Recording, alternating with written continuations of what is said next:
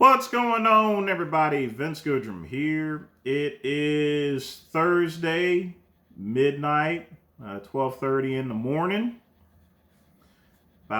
Just got back from the social lounge. Nice drag show there. Hung out, had a few drinks and everything like that. It's pretty much good for hump day. Now I'm back at home. I'm gonna smoke my Gurkha Hudson Bay in just a minute there. But the reason why I'm making this video is, I wanted to discuss something that, a lot of people have been asking me about, but I've really not addressed it because, simply put, this is a comedy channel. This is a Piss Trooper channel. This is a Lake Genova channel. This channel is for mints.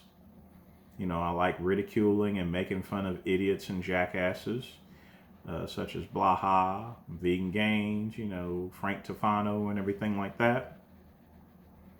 But, there's not much happening with these guys. I've already discussed Vegan Gains too much. I'm going to give that a break unless he does something real stupid. Frank Tufano, he's still a makeup-wearing motherfucker. I think the last time I checked one of his videos, he's complaining about flood water and, almost getting his electricity cut off or something like that. I am aware of the Blackstone Labs indictments. That's just the Titanic, You're going to find a lot of people pleading guilty. This case is going to end very violently as far as the Blackstone Labs indictment is concerned. So I don't feel like really talking about that. Just like O-Dog said to somebody else, we got to do that shit later, I want to talk to you guys today because a lot of people have been asking about my home. Why is the Great One living in a single-wide prefab home? Well, I'm going to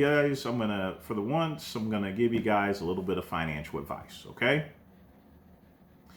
First off, when it comes to homes, a lot of people make the mistake of trying to, get as much credit as they possibly can and buy the house that they can not afford, but what they can actually get their hands on, okay?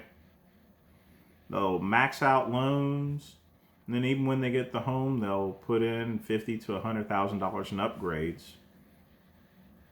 And then they're spending the rest of their fucking lives working.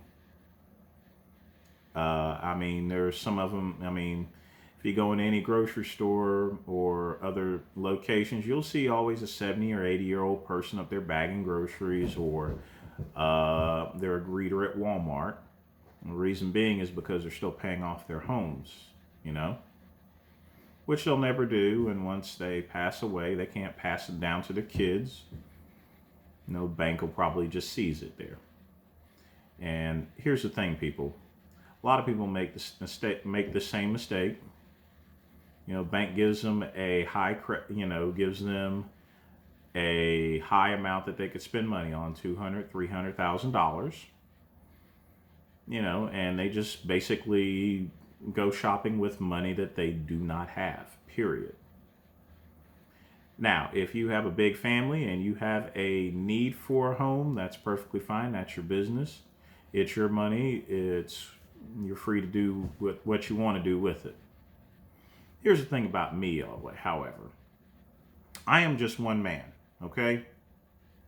Now, I can afford a home that's $250,000. That's based upon, when I went to the bank, I have over $80,000, in cash in the bank, essentially from saving and from my investments here. Actually, a little bit more than that, but, so obviously I have the collateral in order to get myself a pretty nice home. But yet I live in a $50,000 prefab single-wide home, and here's the reason being. Because it works for me. It's a 2-bedroom, 900 square feet. How much room does one person need? I have a nice master bedroom. I have a exercise room / office where I can do my work from home. And I can get on my GFH Flex home gym. And I can get on my Bowflex cardio trainer. So I'm able to do everything that other places can't do, in other words.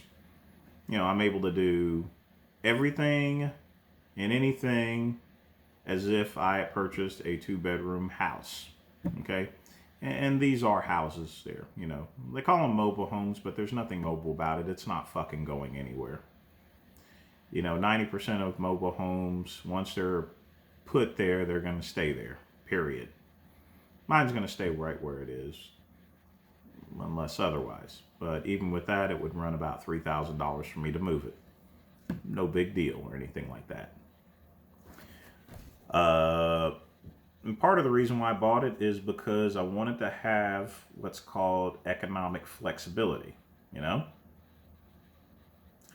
While you can afford, you can afford to buy a $200,000 or $300,000 home, it doesn't mean that you should, okay? Now I can buy one of those homes, but why do so, The benefits of buying this home is, number one, it's paid off there basically,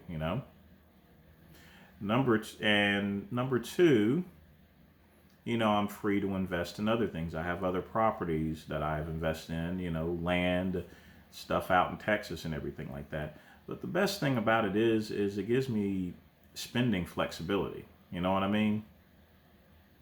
My bills are pretty much lower than most other people. I can take a minimum wage job at $7.25 and I can still afford to live the way I'm living right now, smoke my nice Nicaraguan or my Dominican roll cigars here, okay? Folks, you got to be a little more smart about your, on how you should spend your money. You got to get a lot more smarter, Too many people are overspending. They're going above their needs in order to impress some imaginary friends. And when I say imaginary, it's quite simple. When you buy a house, you throw a nice big house party, you have a bunch of friends over. Afterwards, they leave, and that's it. They'll come over to watch football or something like that. But you're going to be working all these hours just to pay for that house there, And then people are paying $400 or $500 a month for nice vehicles, big giant Escalades and stuff like that.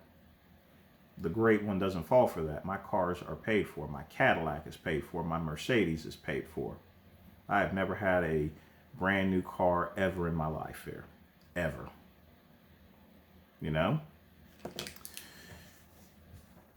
So when I say I have flexibility, I mean I really have flexibility. And that's why I have this house. That's why I have used cars. My Mercedes is 28 years old. My Cadillac is, it's about to be 20 years old next year. But they're paid for. Home paid for, When you're not making payments on homes or cars or anything like that, you'll have a lot less stress in life there. And that's the biggest thing. I don't really have any stress because I don't really have any fucking bills, I don't have any car payments, and because I don't have car payments, I don't need to have collision. So I can get minimum insurance here, because I don't need collision because my cars are paid for.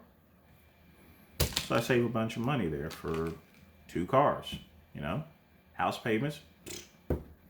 And the good thing about a Clayton mobile home is it's very energy efficient there, I use the hell out of hot water and I use the hell out of air conditioning. My bill is still like $70 a month, even in the winter time, That's a good thing about having a Clayton Eclipse 60 single wide home. Electric bills are very minimum, Period. I'm just keeping it real and telling it like it is, The only downside to it is it doesn't impress anyone. It's a very boring home, I mean, you can see the little straps around it there. It's not, they're not flashy. They You know, you can clearly tell that this is a mobile home. This is a single wide. I don't have marble counters. I have Formica, you know. I have general appliances, you know. I mean, basically, this, whenever I moved into here, I mean, it was boring as hell. It's just basically a box. But here's the thing, I made the best use of it. I have a Primo water cooler. You guys have seen my wine bar, my wine and whiskey, and my cigar bar. You guys have seen my bedroom, you know, Monticello furniture, you know, hardwood, best, you know. And the thing about it is it's not what you get, it's how you make your home there, you know. It's quite simple. And I have taken a box, you know, a very, what I would consider and most people consider a boring home, and I've turned it into a nice, humble abode. Not spending high mortgages or anything like that, you know. And even today, I'm still finding ways to cut down on my billing. You know, now I only pay $20 for internet. You know, how about that? I'm going to cut off the Dish Network there pretty soon. Save myself another $82. Okay? Folks, you got to get more smarter about your finances here. If you are looking to buy a house, or whether you buy an apartment, the amount of money you should spend on an apartment there should only be 30% of what you bring home every single month there. So let's say your rent is $800. That means that you really should be making a little over $25,000. Okay? Or excuse me, not $25,000, $2,500 a month if you have an $800 rent. The problem is most people, when they get these big, ginormous mortgages there, usually it's like 60 or 75%. And that's where you get into some serious trouble because, you know, with a big house, you got to impress other people with big cars and everything like that. So most of your money's gone. You have very little savings. And if something happens, like you get into an accident or, you know, what happens to most people, they lose a job, you are fucked. Your car is going to be seized. Your house is going to be seized. You're going to be left nothing but your fucking underwear and maybe some house slippers, and that's about it. And you're going to be walking outside, you know, picking food from the garbage can and stuff like that. That's not going to be me. That's the worst case scenario. But let's say you're able to pay, struggle at your job that you hate there. You know, when you retire, you're still going to have house payments because over the course of 20, 30 years, you know, you're going to have to do upgrades. You know, you're going to have to fix it and remodel it. This home, I could throw this motherfucker in the trash. I mean, literally, I could throw this house in the trash, go buy myself another mobile home if I want. But actually, I'm just going to remodel as well. And remodeling a single wide home is very inexpensive there. A lot more inexpensive than a house. But at the same time, if I wanted to, I could throw this motherfucker in the garbage can. Seriously. And just go and buy myself a brand new one. You know why? Because these things don't cost that much, you know? Just keeping it real and telling it like it is, people. So, you know, like I said, I don't really get too much into providing financial information. You know, that's entirely up to you. You know, you got to be your own problem solver in life, you know? The great one can only tell you the things that I do, but you don't have to do what I tell you. I'm just giving you something to think about. That's all. That, and a lot of people always ask me, oh, the great one lives in a mobile home. If he's so big and bad, why does he live in a mobile home? It's called stealth wealth, you idiots, you know? Because I live here and it's paid for, because my cars are paid for, that means I have more money going into the bank each and every month, you know? It's going to allow me to retire early, you know? I'm not going to spend the rest of my freaking life working or greeting people at Kmart or Walmart, or, well, there's hardly any Kmart's left, so we'll just say Walmart. You know? Be a little bit more smarter about how you spend, okay? Smarten the fuck up there, really. So, you guys want to know why I live in a single wide home? That's the fucking reason why I live in a single wide home. Okay? I can buy something more expensive, but why? You know? While other people remodeling, I can remodel just as well, or I can throw this motherfucking house out in the garbage can. You know? That's all I got to say today, people. Time for me to smoke my Nicaraguan cigar. You know, sorry it's been a couple days since I made a video because there's really not much to talk about. That's why I want to go ahead and get this out the way so you people quit asking me about it, okay? Take care.